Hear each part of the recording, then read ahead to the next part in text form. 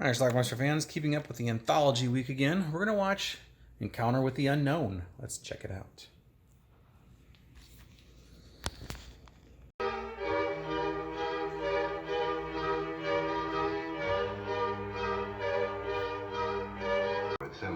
The movie starts with a narrator telling us that there's something called the Rankin Cluster Phenomena, which happens from cemeteries and weird shit that's going on. I don't know. Our movie begins with a funeral procession, which apparently goes into one of these weird cemeteries. Reality.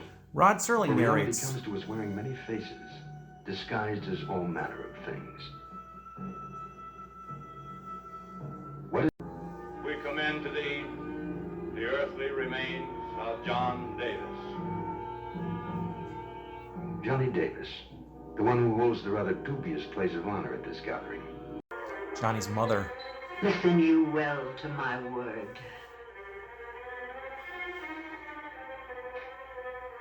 One by land, two by sky. Look to the heptagon, for it is there. Good to know you. One of those guys is on a plane later on, and he's sitting next to a priest, and he tells the story of what happened. We were at this pool hall, just having fun, and there was this guy there. There's John Johnny. Davis. We were just sort of... Well, they're going to try to set him up with a girl, or pretend to anyway. Hello? Tommy? Hello, mate. This is Randy.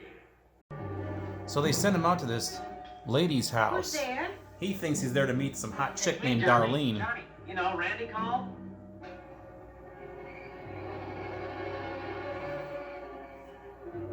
No, young man. You probably got the wrong address. And besides that, you're liable to get hurt. Walking up to a strange house in the middle of the night. Why, I've got my husband's pistol out, and I certainly don't want to hurt anybody. Oops. Well, the cops come and they say it was a horrible accident. No charges. He was just a child. Now, I looked up heptagon. That means a seven-sided figure. And she said 7 times around go the 3 of us. What? Well, Father, 7 days after the funeral. 7 days after, this happened. 1 by land, 2 by air. Plane lands, father gets off, the boy gets on a connecting flight.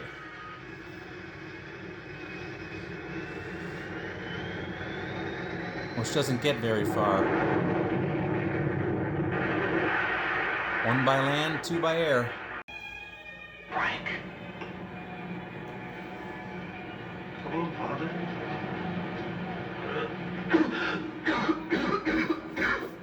It's gonna be all right, Frank. It's not. But I can have The father tries to call the one survivor who's at college. No, sir, he's gone skydiving. 1 by land, 2 by air. So Randy Powell went skydiving. What was it that woman named Camille said? 1 by land and 2 by air. Didn't Frank say that he found a heptagon to be a 7-sided figure? He didn't And survive. didn't horror is a condition existing most Our second often story when one starts in is farthest 1906. away. So it would seem unlikely that this bright spring day in 1906 would begin a horror that to this day haunts a small community in southern Missouri. Well, the boy's dog disappeared, and he's obviously concerned. Lady, here, lady, here, lady. The kid goes out searching at night and damn near falls in a giant hole.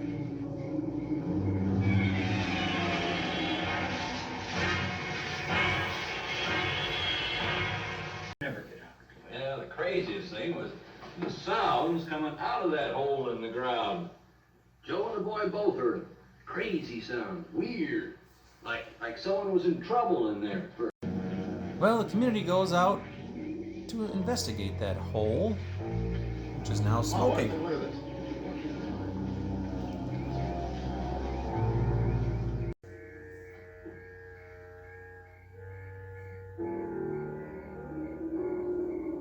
son. Go settle the man right into town and get the constable. Ask him to get Hank and Ned and anybody else he can find. And meet me at the hole. Wouldn't want you on the top end. So his pa decides to go in the hole. All right, you men hold on tight to the end of that rope. It's plenty deep. And there may be water down there, too. You ain't something. Heavy as you are, you ought to be on the end of this rope when we're ready to pull Joe up. That rope still slack? God, what's happening? Oh, Joe. Well, they pull him up. He's alive, but he ain't quite right in the head anymore.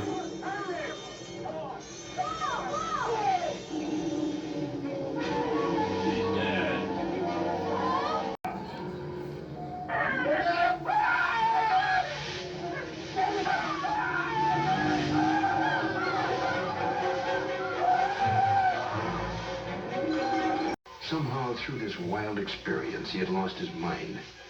He was insane, and spent the rest of his life in a state insane asylum. Some tales of the impossible so captured the imagination that they quickly spread over much of the country. This is our third story. The Girl on the Bridge is such a tale. Countless variations of this story are told and retold.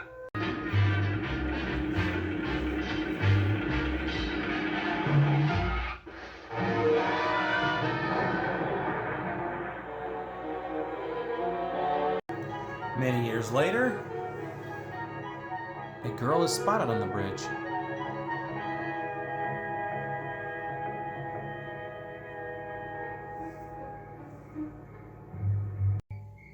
Are you okay? Are you hurt?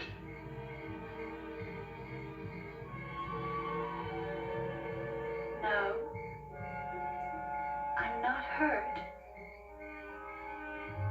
Would you take me home? I don't know. Are you sure you're all right? I have to go home. My father worried about me. Stay away from that boy. Susan's in love with Paul. But I love him. Dad won't allow it. You know what love is. Don't I, Father? No.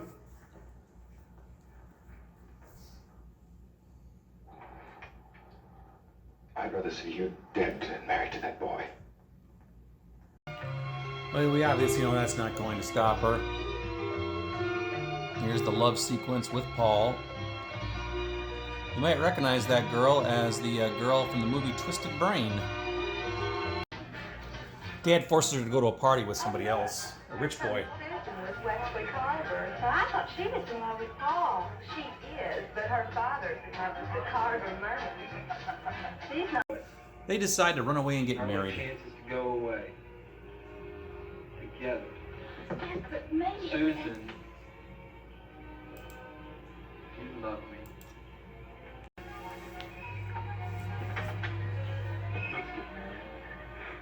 Let's get married today.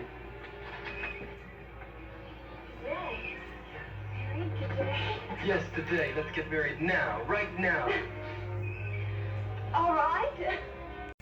I have a young lady in the car who says she lives at this address. Now, she's quite upset and seems to have been in an accident of some sort. You've made a mistake. The wrong address. When they go back to the car, the girl's gone. So he goes back to the house. My daughter was in an accident on Woodson Road by the old bridge. That's right. That's where we found her. But that accident happened many years ago. And my daughter was killed. Senator. The last 10 minutes of the film basically are a rehash of what we just saw. For you to pass her away once more.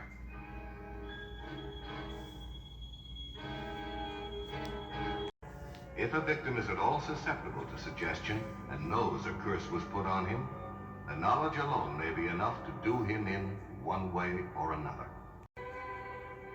7 times around go the 3 of you, and may your reward be just and true. All right, let's talk about Encounter with the Unknown. This is a movie that I rented probably around 1993 or so. Rented it and copied it. Not sure where I got it, video store, who knows. But anyway, it was finally released on a nice Blu-ray by Code Red a few years back. So anyway, it's another anthology. It's got 3 stories in it. Rod Serling is the narrator. And the first story is about these kids who play a joke. They're like maybe 20-something, early 20s. They play a joke on this one guy and saying, hey, there's this hot chick who wants to meet you. Go over to her house. But they send him over to some old lady's house who's very confused. And the lady had a gun and she accidentally shoots him. At the funeral, the mother is completely distraught and she puts a curse on the 3 boys for sending them over there. And then one of them dies by getting hit by a car. One of them dies in a plane crash. And then the third one dies skydiving. So I guess the curse worked. Second story is about a big hole. In 1906, there's this giant hole somewhere in southern Missouri. This kid finds it because he was looking for his dog, who he thinks might have fallen down the hole. The community comes out and looks at the hole. It's like this big pit. It's kind of dark and smoky. So they decide to put the father down in the hole, with some ropes and stuff. And so they, hoist him down. And then all of a sudden they hear this horrible scream. They pull him up. He's alive, but his brain is fried. He's gone, and he spends the rest of his life in a mental institution. So who knows what he saw down there. The third and final story was The Girl on the Bridge, which is kind of a tale that's been told over the years in several different places about somebody who died in a car accident, which in this case this girl did. She died in a car accident, and then every so often she is spotted on the bridge. She says she just wants to go home. Somebody picks her up. They take her home. And of course she disappears at that point. There was some drama here where the girl, her father wanted to marry this rich kid named Wesley, but she was in love with this not rich guy named Paul. And she wanted to be with him, and she was going to run off and marry him that night. And that's when the accident occurred, apparently.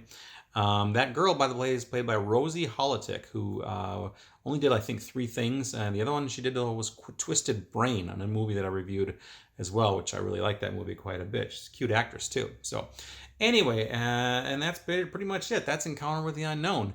This is one of those movies that if you saw it, it would show up on like late night television in the 70s and such. And if people saw it, they kind of always remembered it and wondering what the heck that movie was. Well, it was Encounter with the Unknown. And it does have a creepy vibe to it. I really like this movie quite a bit, actually. There's just kind of just sense of foreboding, I guess you could say. It's just and the film is kind of a little bit grainy. It's not completely cleaned up for this Blu-ray.